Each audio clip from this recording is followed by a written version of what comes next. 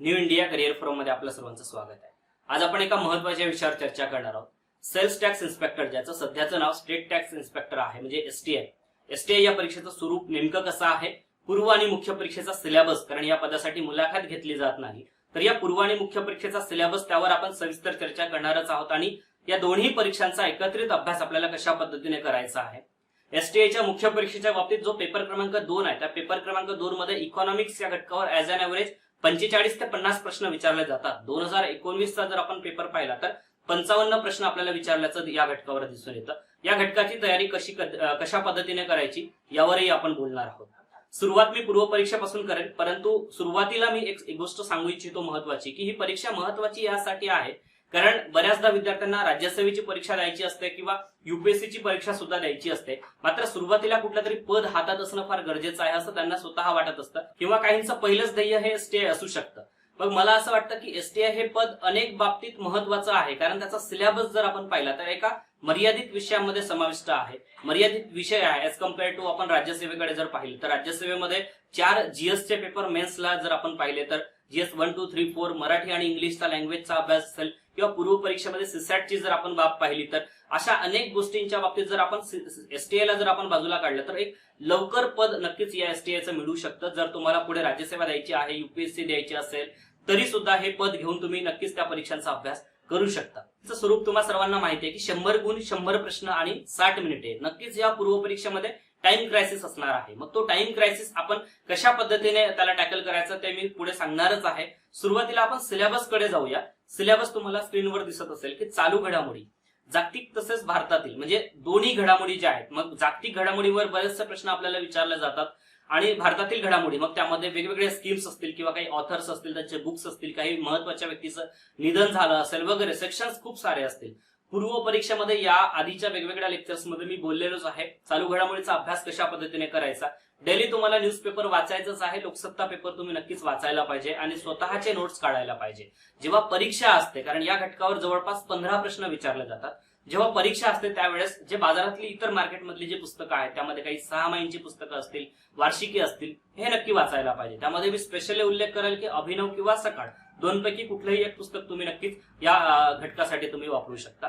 Second महत्वाचा घटक आहे नागरिक शास्त्र। जर आपण या नागरिक शास्त्राचा अभ्यास चांगल्या पद्धतीने केला तर 10 ते 12 ऍज अन एव्हरेज जे प्रश्न विचारले जातात त्यामध्ये पूर्ण मार्क्स आपण नक्कीच या घटकामध्ये मिळवू शकतो। सोबत त्याला चालू घडामोडीची असणे गरजेचंच आहे। चालू घडामोडीचा जो टच आहे तो असायलाच पाहिजे, राईट। नागरिक शास्त्रासाठी कुठलं महत्वाचं बुक सजेस्ट करेल मी तर एम लक्ष्मीकांतच्या व्यतिरिक्त वेगळं काहीच करायची गरज नाही। कारण मी इथे या पुस्तकाचा उल्लेख का करतोय, कारण मेन्सला सुद्धा आपल्याला हा घटक आहे आणि याच पुस्तकाचा आपल्याला अभ्यास करायचा आहे। जर आपण सेक्शन्स जर पाहिले, चालू घडामोडी जसं इथे पूर्वला आहे तसंच मेन्सला पण आहे। नागरिक शास्त्र, इथे नागरिक शास्त्र असा उल्लेख आहे, तिकडे भारतीय राज्यघटना आहे। दोन्ही परीक्षेमध्ये म्हणजे पूर्व आणि मुख्यला सुद्धा आपल्याला पॉलिटी आहेच। नेक्स्ट आहे की पंचायत राज, तो सुद्धा इथे चालू घडामोडी आपल्या पॉलिटीमध्ये आपल्याला अभ्यास करायचाच आहे।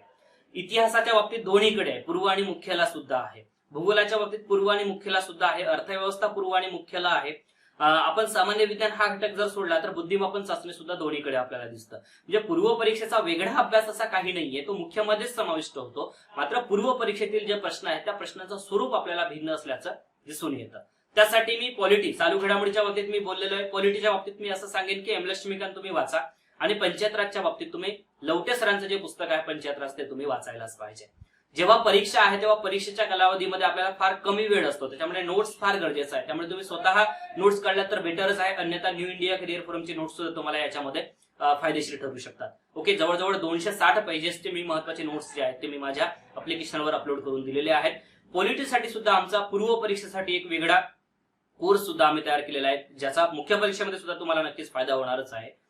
इतिहासामध्ये आधुनिक भारताचा, विशेषतः महाराष्ट्राचा इतिहास असा जो शब्दोल्लेख आहे त्याच्यामध्ये मी असं म्हणेन की सुरुवातीला तुम्ही 11व्या वर्गाचा इतिहासाचं पुस्तक तुम्ही नक्की हातात घ्यायला पाहिजे। त्यामधला जो काही महत्वाचा डेटा आहे तो तुम्ही नोट डाऊन करून घ्यायला पाहिजे आणि त्याच्यानंतर मग कठारींच्या पुस्तकाला नक्कीच हात घालायला पाहिजे।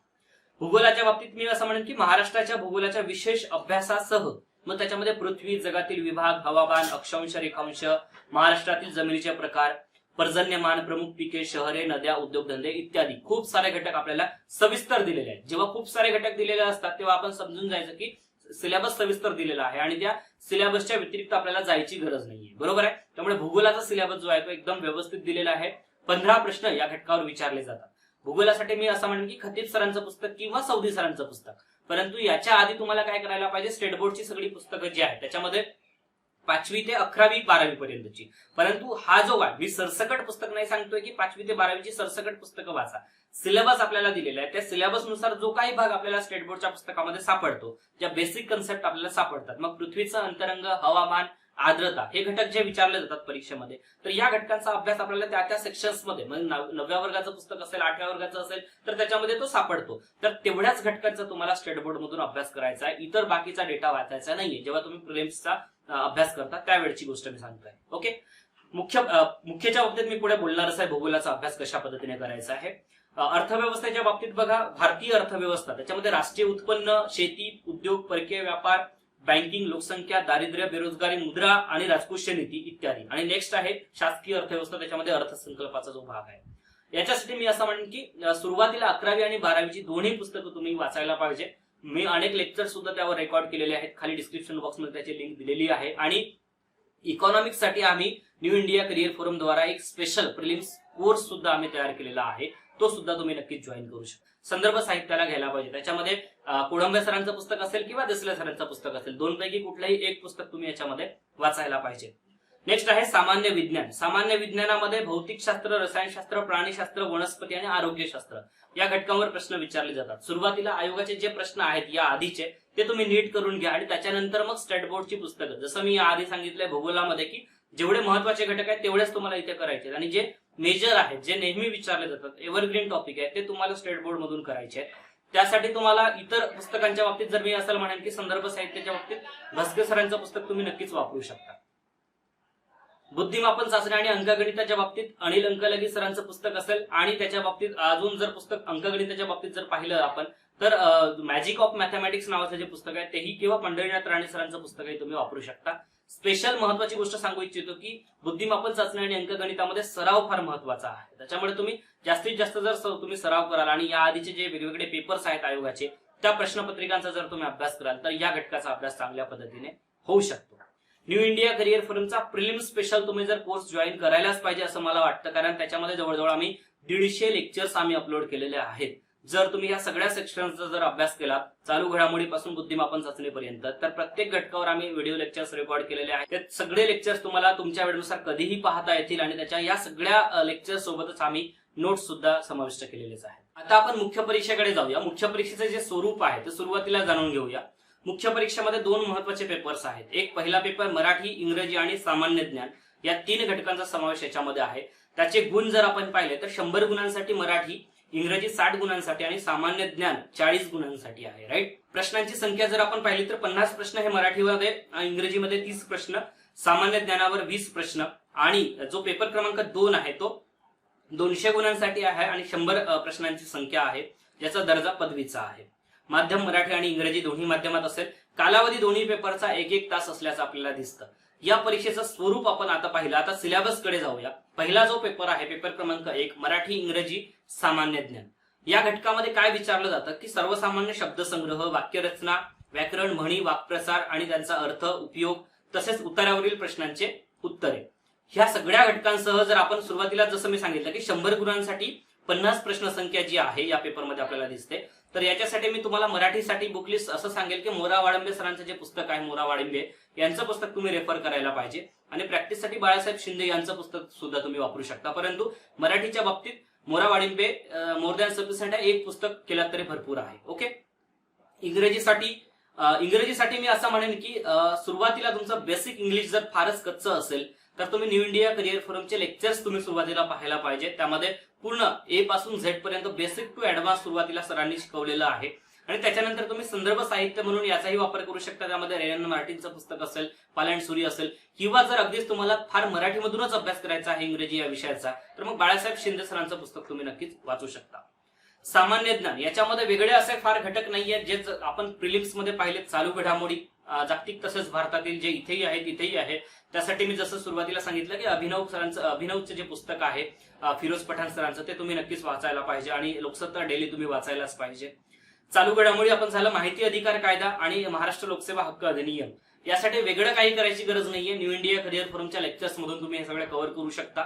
तरी सुद्धा जर सेल्फ स्टडी करायचं असेल तर तुम्ही लोकसेवा हक्क अधिनियम जे आहे ते ज्ञानदीप प्रकाशनाचं एक पुस्तक यावर आलेलं आहे, की सागरने सुद्धा काढलेलं आहे, ते पुस्तक तुम्ही वाचू शकता. माहिती अधिकार अधिनियम तुम्हाला गॅझेट सुद्धा डाउनलोड करता येईल, तरी सुद्धा आमच्या न्यू इंडिया करिअर फोरमच्या लेक्चर्स मधून पाहिला तरी सफिशियंट आहे. त्यासाठी वेगळं पुस्तक सुद्धा बाजारात उपलब्ध आहे.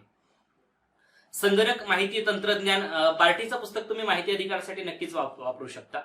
संगणक आणि माहिती तंत्रज्ञान या घटकाचं जर आपण पाहिलं तर यामध्ये जे काही घटक सगळे दिलेले आहेत, आता मी इथे रिपीट करणार नाही, परंतु या सगळ्या घटकांचा अभ्यास तुम्हाला स्टडी सर्कलच्या पुस्तकातून नक्कीच चांगल्या पद्धतीने करता येऊ शकतो. आता आपण पेपर क्रमांक 2 कडे येऊया. पेपर क्रमांक 2 मध्ये जो काही सुरुवातीचा जो घटक आहे, सामान्य ज्ञानाचेच घटक याच्यामध्ये आहेत, जे रिपीट आहेत, प्रिलिम्स मध्ये सुद्धा आहेत. बुद्धिमापन चाचणी. आता बुद्धिमापन चाचणी प्रिलिम्स आणि मेन्स मध्ये जर आपण पाहिलं तर प्रश्नांचं स्वरूप भिन्न आहे, नक्कीच भिन्न आहे. जर तुम्ही मेन्सचे प्रश्न पाहाल तर एक एनालिटिकल अप्रोचचे प्रश्न आपल्याला दिसून येतात. त्यामुळे बुद्धिमापन चाचणीसाठी तुम्हाला जास्तीत जास्त सराव करणं गरजेचं आहे. त्यासाठी मी बेस्ट असं सांगेन की आयोगाने या आधी जे वेगवेगळ्या परीक्षांमध्ये प्रश्न विचारले आहेत, तत्पूर्वी आधी तुम्ही एसटीएचे प्रश्न बघा आणि त्याच्यानंतर वेगवेगळ्या पेपर्स मधून तुम्ही हे प्रश्न बुद्धिमापन चाचणीचे सोडवायला पाहिजे. त्यासाठी तुम्ही अनिल अंकलगी सरांचं पुस्तक वापरू शकता, किंवा जर तुम्हाला असं वाटत असेल की यापेक्षा अजून समोर जायला पाहिजे तर अरिहंत प्रकाशनाचं जे पुस्तक आहे ते लॉजिकल रिझनिंग वापरू शकता, किंवा आर एस अग्रवाल सरांचं पुस्तक सुद्धा तुम्ही वापरू शकता. मात्र सगळीच पुस्तकं वापरायची नाहीयेत, कुठलंही एक पुस्तक तुम्ही नक्कीच वापरू शकता. महाराष्ट्राच्या भूगोलाच्या बाबतीत याच्यामध्ये जे काही एक्स्ट्रा घटक आहेत त्याच्यामध्ये ग्रामीण वस्त्या, तांडे, झोपडपट्ट्या व त्यांचे प्रश्न, बाकी इतर जे घटक आहेत त्यामध्ये मानवी सामाजिक भूगोल, यासाठी तुम्ही स्टेट बोर्डचं पुस्तक सुरुवातीला करायला पाहिजे. 11वी-12वीचा जो भाग आहे त्याच्यामधून, राईट. नेक्स्ट महत्वाचा भाग आहे सौदी सरांच्या पुस्तकामध्ये हे सगळे घटक दिलेले आहेत, त्यामुळे हा घटकांचा अभ्यास तुम्हाला इथून करायचा आहे. महाराष्ट्राच्या इतिहासामध्ये सामाजिक आणि आर्थिक जागृती, महत्वाच्या व्यक्तींचे काम, स्वातंत्र्यपूर्व भारतातील सामाजिक जागृतीतील वर्तमानपत्रे, शिक्षणाचा परिणाम, स्वातंत्र्यपूर्व काळातील इतर समकालीन चळवळी आणि राष्ट्रीय चळवळी, याचा सुरुवातीला जसं मी सांगितलं की स्टेट बोर्ड मधून तुम्ही आधी करा आणि त्याच्यानंतर मग कठारे किंवा गाठाड या सरांचं पुस्तक तुम्ही वापरू शकता. दुसरा महत्वाचा जो भाग आहे समाधान महाजन सरांच्या पुस्तकामध्ये सुद्धा हे घटक चांगल्या पद्धतीने दिलेले आहेत, त्या पुस्तकाची सुद्धा तुम्ही निवड करू शकता. मी 2-3 पर्याय तुम्हाला सुचवतोय, कारण अनेक विद्यार्थी जे जुने आहेत, अनेक पुस्तकं वाचत आलेले आहेत, त्यांनी आता बुकलिस्ट चेंज करायची नाहीये, तीच बुकलिस्ट तुम्हाला कंटिन्यू करायची आहे. ओके. भारतीय राज्यघटनेच्या बाबतीत बरेचसे असे महत्वाचे पॉइंट्स त्याच्यामध्ये त्यांनी सिलेबसमध्ये दिलेलेच आहेत. घटना कशी तयार झाली इथपासून तर अनेक घटक त्याच्यामध्ये आहेत. या सगळ्या घटकांचा अभ्यास तुम्हाला एम लक्ष्मीकांतच्या पॉलिटी या घटकामधून नक्कीच होईल आणि न्यू इंडिया करिअर फोरमच्या लेक्चर्स मधून तर एकदम ए पासून झेड पर्यंत बेसिक टू ऍडव्हान्स एकदम चांगल्या पद्धतीने समजावून सांगितलेलंच आहे. ओके. नेक्स्ट महत्वाचा जो घटक आहे अर्थव्यवस्था, पास करून देऊ शकेल असा जो घटक आहे तो म्हणजे इकॉनॉमिक्स. या इकॉनॉमिक्स या घटकावर मी स्पेशली चर्चा करणारच आहे, कारण नियोजन, शहरी आणि ग्रामीण पायाभूत सुविधा आहेत, आर्थिक सुधारणा आहेत, कायदे आहेत, आंतरराष्ट्रीय व्यापार आणि भांडवल चळवळ आहे आणि सार्वजनिक वित्त व्यवस्था आहे. या 5ही घटकांवर ऍज अन ऍव्हरेज 45-50 किंवा कधी कधी 50 ते 55 हे प्रश्न विचारले जातात. जर आपण मागच्या प्रश्नपत्रिकांचं जर आपण अनालिसिस बघितलं तर आपल्याला नियोजन या घटकावर 2017, 18 आणि 19, मी आता सविस्तररित्या याच्याकडे थोडस प्रकाश टाकेल की नियोजन या घटकावर 2017 मध्ये 16 प्रश्न विचारलेले होते, 2018ला 8 प्रश्न त्यांनी विचारलेत आणि 2019ला 10 प्रश्न विचारलेत.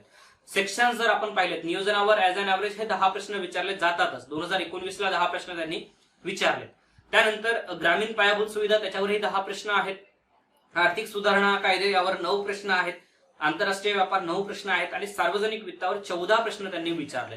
2017-18ला सुद्धा 15 आणि 14 प्रश्नांचं स्वरूप आपल्याला इथे दिसतं. म्हणजे सार्वजनिक वित्त हा घटक सगळ्या घटकांसहज हा महत्वाचा जास्त आहे, कारण यामध्ये 15 प्रश्न 17ला, 14 प्रश्न 18ला आणि 14 प्रश्न 19ला विचारल्याचं आपल्याला दिसतं. एकूण प्रश्नांची जर संख्या पाहिली तर 2017 मध्ये 45 प्रश्न, 2018 मध्ये 53 प्रश्न आणि 2019 मध्ये 52 प्रश्नांचा समावेश आपल्याला या मेन्सच्या घटकामध्ये आपल्याला दिसतो.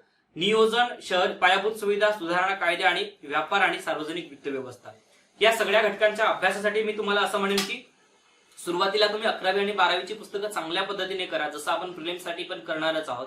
मात्र त्यातला एकूण एक घटक जो आहे थेरॉटिकल असेल, फॅक्च्युअल असेल, सगळा घटक आपल्याला नीट वाचायचा आहे. कोळंबे सर आणि देसले सर यांच्या पुस्तकातून करायचाच आहे. मात्र कुठेतरी ही दोन्ही पुस्तकं आणि या दोन्ही पुस्तकांच्या बियॉन्ड आपल्याला प्रश्न विचारले जातात, त्यामुळे आपला अप्रोच जो आहे तो थोडासा या दोन्ही पुस्तकांच्या पलीकडे असला पाहिजे. मग त्यासाठी उमा कपिलांचं पुस्तक असेल भारतीय अर्थव्यवस्थेसंदर्भातलं किंवा देसाई भालेरावांचं पुस्तक असेल, या पुस्तकांना जर वेळ भेटत असेल तर नक्कीच वाचायला पाहिजे. हे जेवढे महत्वाचे संदर्भ ग्रंथ आहेत आणि जे स्टेट बोर्डचे पुस्तक आहेत, या सगळ्या घटकांना मी माझ्या इकॉनॉमिक्स प्री अँड मेन्स या कोर्समध्ये समाविष्ट केलेलाच आहे. आणि जे न्यू इंडिया करिअर फोरमचे एसटीए साठीचा प्रिलिम्स आणि मेन्सचा जो कोर्स आहे त्याच्यामध्ये यावर सविस्तर लेक्चर्स मी याच्यामध्ये घेतलेले आहेत. आता या लॉकडाऊनच्या काळामध्ये आपल्याला या परीक्षेकडे कशा पद्धतीने बघायचं आहे किंवा या दोन्ही पूर्व आणि मुख्य परीक्षेचा एकत्रित अभ्यास कशा पद्धतीने करायचा आहे, आताचा जो काही कालावधी आहे तो फार महत्वाचा आहे. या काळामध्ये तुम्ही ज्या गोष्टी करता याचे फळ तुम्हाला पुढे जाऊन मिळणार आहे. त्याच्यामुळे तुम्ही या लॉकडाऊनच्या काळामध्ये मी असं म्हणेन की पूर्व आणि मुख्यचा एकत्रित अभ्यास जो तुम्ही करणार आहात त्यातले जे कॉमन टॉपिक्स आहेत यामध्ये तुम्ही 50% वेळ तुम्ही द्यायला पाहिजे. जर दिवसभरामध्ये तुम्ही 8 तास अभ्यास करत असाल या काळामध्ये तर 50% जो वेळ आहे म्हणजे 4 तास जो आहे तो कॉमन टॉपिक्सला द्या. मग कॉमन टॉपिक्स मधले कुठलेही 2 सेक्शन्स तुम्ही घेऊ शकता. पॉलिटी इकॉनॉमिक्स घ्या, पॉलिटी किंवा हिस्ट्री घ्या, पॉलिटी किंवा बुद्धिमापन चाचणी घ्या किंवा कुठलेही घटक घ्या.